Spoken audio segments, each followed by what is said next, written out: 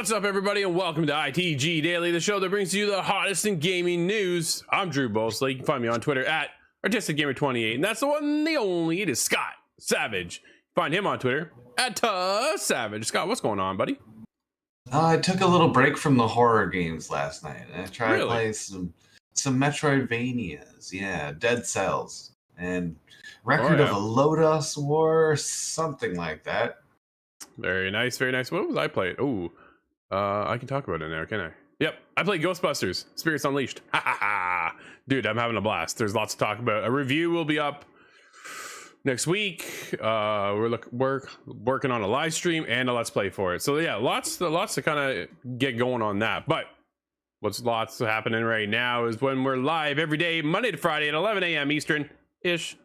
Over on twitch.tv/theofficialitg, as well as YouTube at the official ITG. But if you can't join us live, it is up later inside the game.ca podcast services and TV streaming networks around the globe. Scott, coming up on today's show, Bayonetta. Dude, we got a spicy show.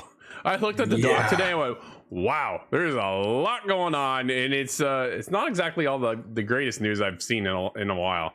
Bayonetta kind of reminds me of the whole Activision fiasco. Yeah, people are very angry about this one.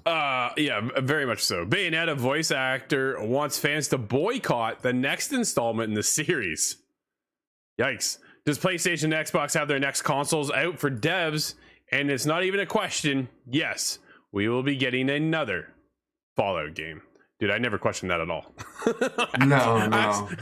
Let's be honest. But let's get into Me today's neither. show. Unless Starfield just becomes the new Fallout. Fallout gets retired, but I don't think that's likely. No, probably not. Bayonetta voice actor urges fans to boycott third game over insulting pay rate. Voice actor Helena Taylor detailed why she turned down iconic role for Bayonetta 3. Let's go some Nicole over at Polygon. Dude, this is an absolute mess.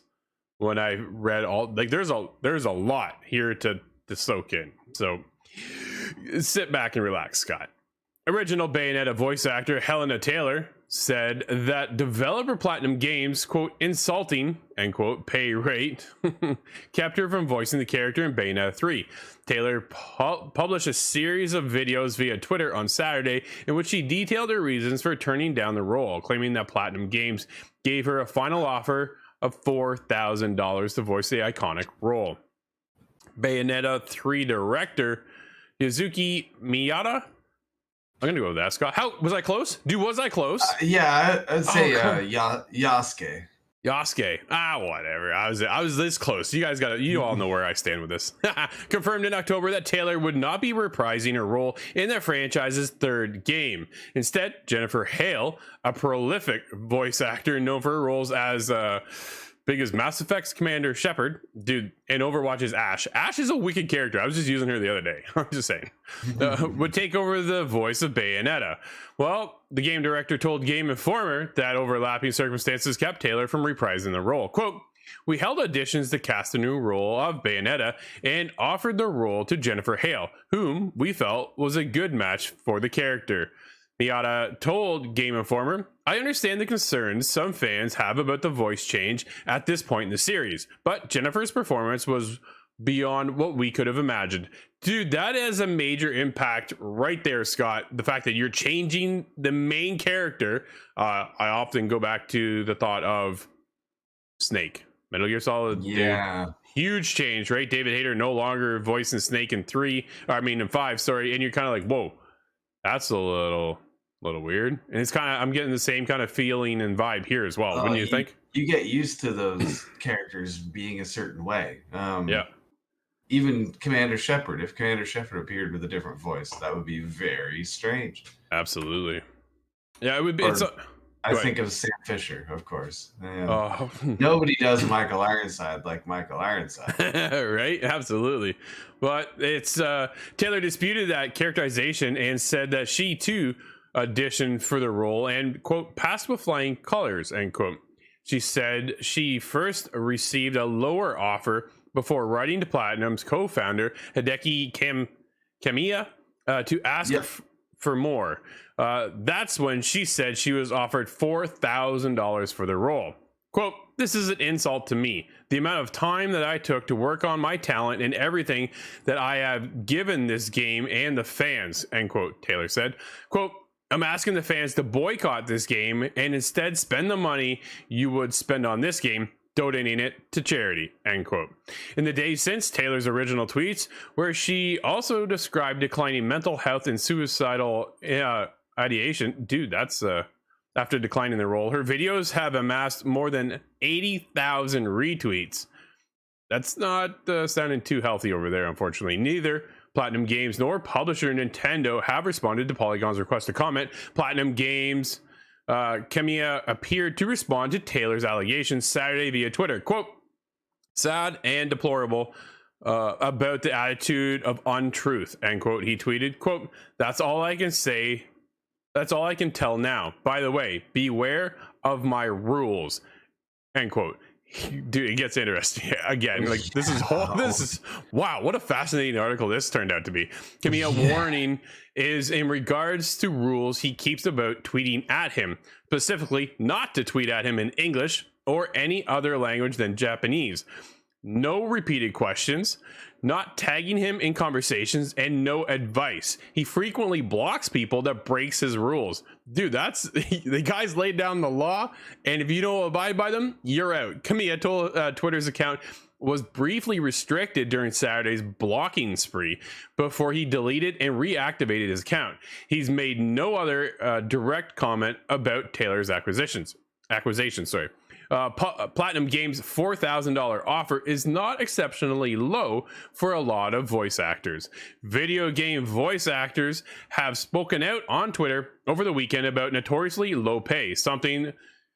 Here's a big thing, Scott. Ready? The Screen Actors Guild, American Federation of Television and Radio Artists, Whew.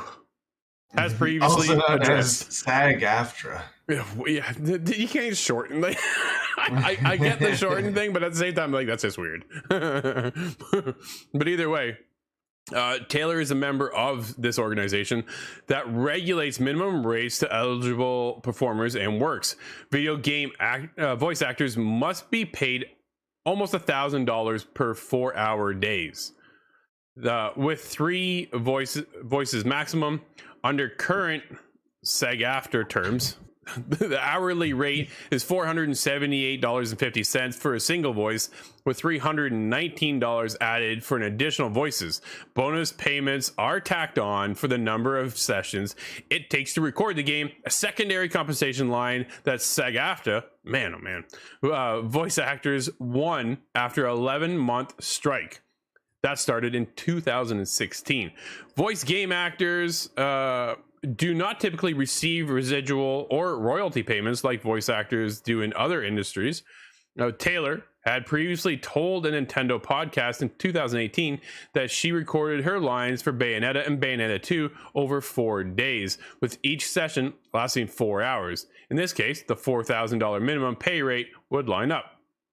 It's unclear how long Bayonetta 3 is or how many voice lines there were to record, but Taylor is reprising an iconic role in a franchise that sold millions of games over the years.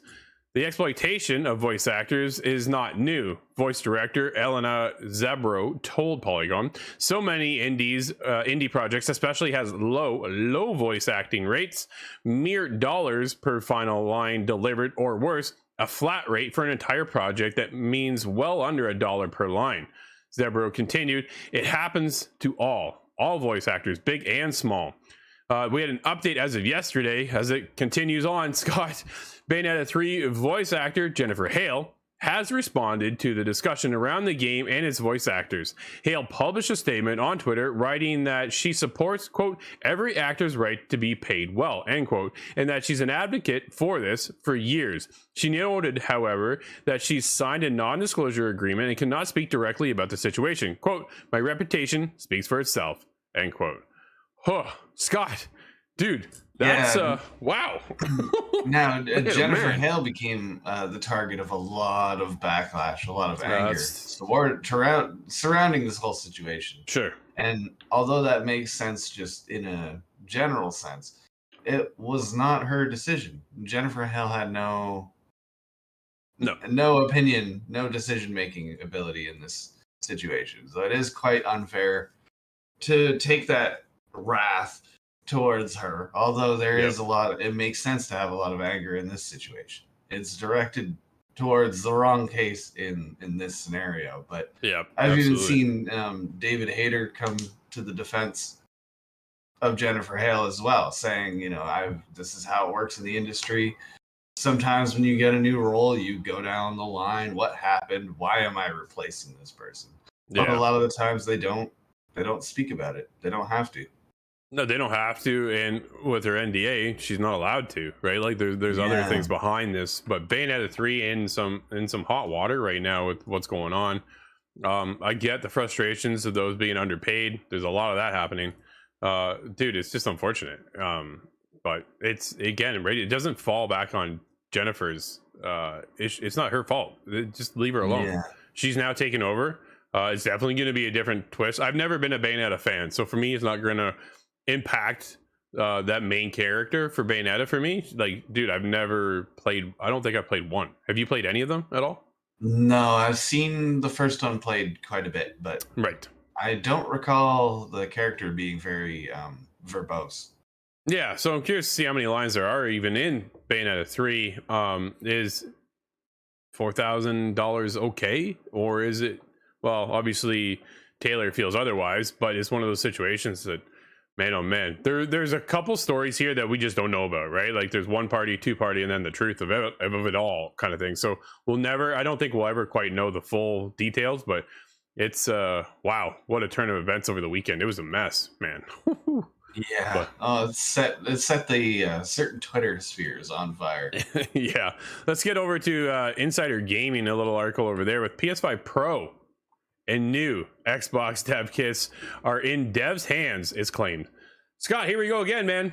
Round 2 for next generation of game consoles. We saw it last time. PS5 Pro, the 5.5. Right, we saw it with the PS4 Pro going. We saw it with the Xbox One X. So yeah, transitional time maybe in the next 2 years, maybe. Reputable data miner and frequent Rockstar Games insider Tez2 has stated on the GTA forums that new mid-gen upgrade dev kits, presumably meaning that the PS5 Pro and a new Xbox Series X, are in the hands of developers. In response to another GTA forum user, Tez2 said, quote, most AAA studios should have received the dev kit of midlife upgrades or should receive them by the start of new year, end quote. Tez2 later doubled down on his claim, saying, quote, for sure, when asked if he knew the details for sure or if it was a prediction. Insider gaming sources have said that these claims are not of the PlayStation 5 console scheduled to release in 2023. Scott, are you surprised by this at all? Well, it's not of the PlayStation 5 console, so there is another model already being spoken of. Is this just a slim? Is this the? Yeah. They normally cut quite a lot of size out of it in the case of PlayStation. Absolutely, dude. We had so many different iterations of the PS3. We had the George Foreman grill thing going on there for a while, and a couple other different iterations of that. They always find different ways to slim down the current model of what we're used to. Right now, the PS5 is like this massive giant on my wall stand or TV stand. It's just huge. To have that shrink a little bit would not be too surprising. And with the advancements of technology as well, they're able to cut down on the price of some of these parts that are meant to build these units, right? I want my Series X to become shorter by about half. I want a new GameCube. That's what I want. Oh, really? Dude, I don't know if you'll ever get a shorter console now with Xbox because they're too nervous to get that red ring of death again and want as many fans in that thing as possible to blow the heat out of there. That's true, yeah. Hey, I'm surprised it doesn't sound like an aircraft carrier. Oh, yeah, absolutely. It's understood that new consoles, exclusively reported by Insider Gaming, will have almost the same hardware components as the original PS5. However, due to the sensitivity of the information, sources were unable to give exact specifications on what could or is being upgraded for that console. Sony is planning to produce 30.5 million consoles in fiscal year 2023, with 18.5 million being a new PlayStation 5 with a detachable disc drive. We saw rumors of that. We also know that Xbox is probably looking to iterate on what they're up to as well. For this reason, Insider Gaming believes that the new PS5 is just a standard PS5 console aimed at the $400 to $500 price range. In addition, Insider Gaming's reported production numbers did not include any PS5 Pro consoles, which could indicate a release during fiscal year of 2024. That's my prediction, Scott. At that point, the console is now 4 years old, right? So it's already been out for 2. Time flies. Man, isn't that strange? It's already been 2. Yeah. So this seems to be just more of a size difference, perhaps different style of development, not a huge hardware upgrade.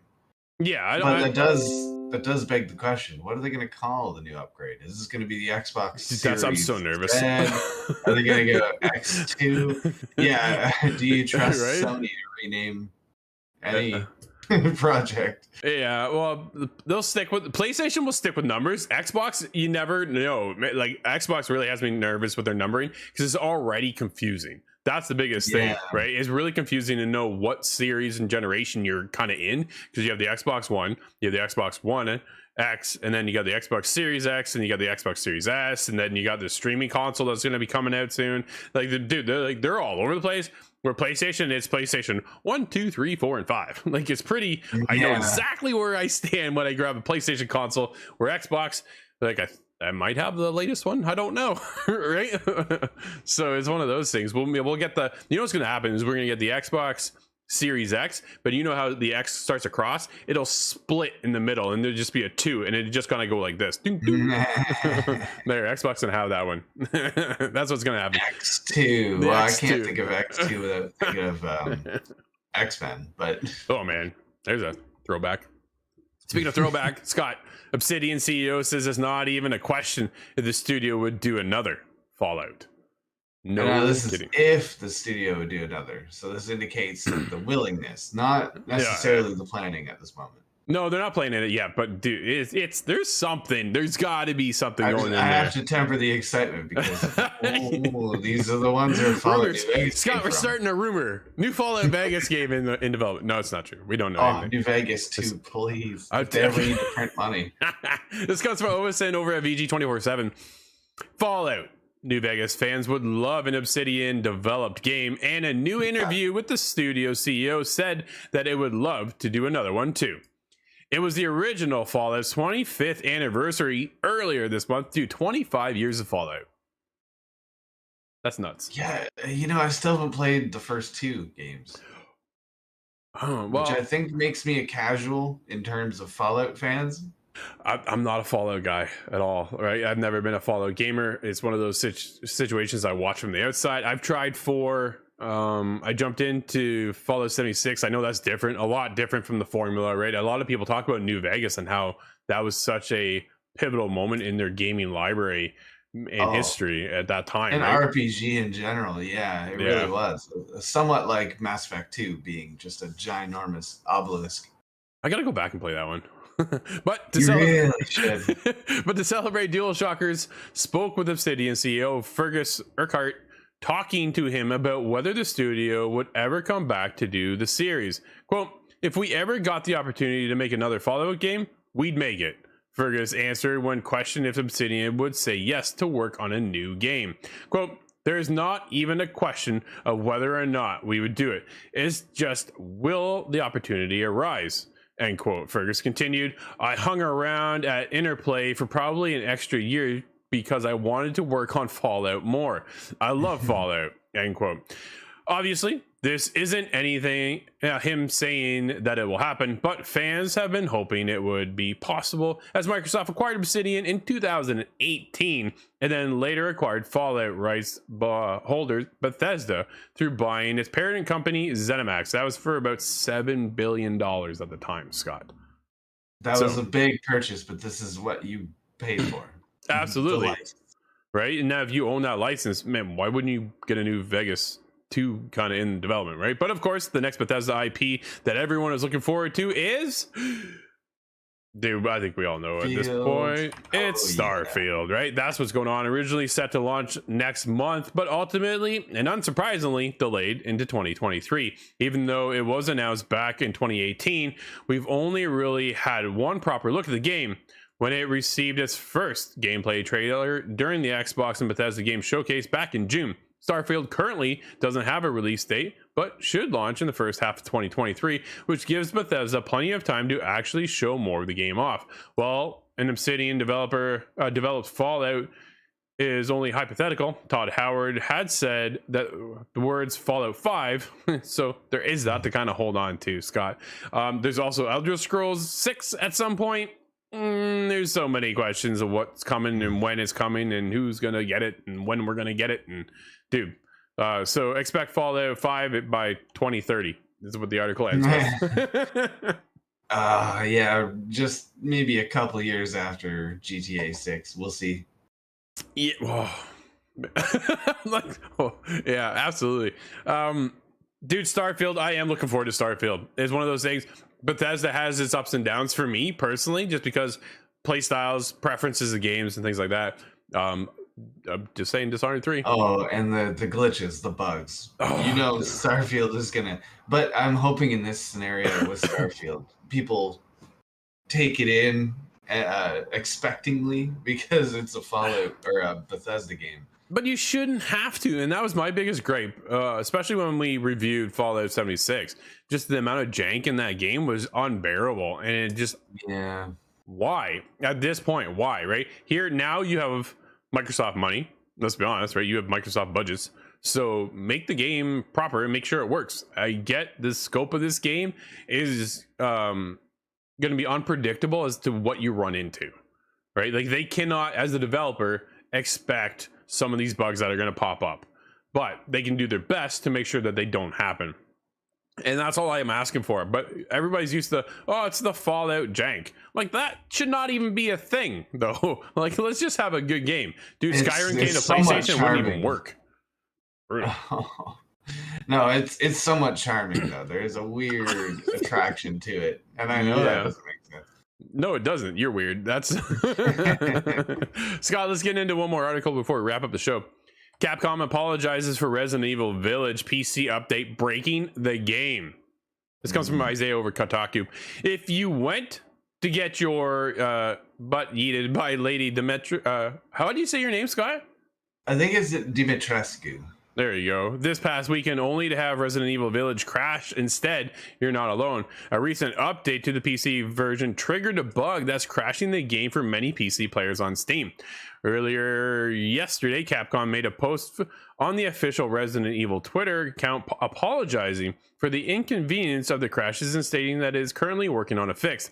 Players on Steam report that upon starting Village, they are greeted with a message saying that their data is incompatible, followed by a recommendation to restart the game, essentially locking them out. Ouch. That's exactly what happened to me with Splinter Cell. Oh, no, dude. Don't. That's why I'm missing that one achievement. You know, it's been a decade. It's time for me to go back. Ah, man, I'm this close to Blacklist, dude. I'm gonna buy it soon. I have to. I just have to go back to get it. But either way, Scott, that will wrap up for today's show, man. We do have a couple out today. What games do we have today? We got some good ones too, man. That's right. A Plague Tale Requiem is now on Xbox Series XS, PlayStation 5, Switch, and PC. Oh, yeah. Ghostbusters Spirit Unleashed is on the PlayStation 4, 5, Xbox One, XS, and PC. And an interesting title called Them's Fightin' Herds is on PlayStation 4, 5, Xbox One, XS, and the Switch. It's an interesting title. I'll give you that. A Plague Tale already downloaded, ready to go, Scott. I'm jumping in later. How about you? You gonna check it out? I'm very curious. Yeah, I can't recall if I downloaded already. I did. Shortly, if not. I'll report back tomorrow. But until then, Scott, that's going to wrap up today's show. Everybody, thank you for hanging out with us. This has been ITG Daily, the show that brings you the hottest in gaming news live every day, Monday to Friday at 11 a.m. Eastern over on twitch.tv/the official ITG, as well as YouTube. But if you can't join us live, hit us up later. InsideTheGame.ca podcast services and TV streaming networks around the globe. Until tomorrow, everybody, I'm Drew. That's Scott. We'll see you inside the game.